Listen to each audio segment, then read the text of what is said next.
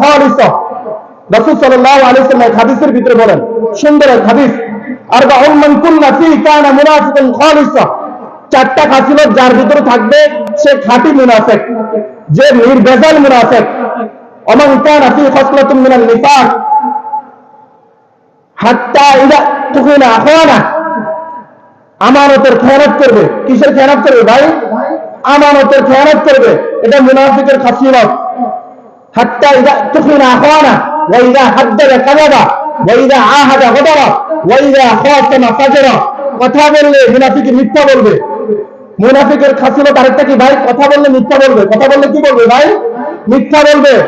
মিথ্যা কথা সমাজে বলে এমন লোক অভাব আছে কিনা ভাই? অহরহ মিথ্যা কথা বলে, অহরহ মিথ্যা কথা বলে। যার ভিতরে মিথ্যার অভ্যাস আছে তার ভিতরে মুনাফিকের একটা খাসিলত আছে। বলেন না নাউজুবিল্লাহ।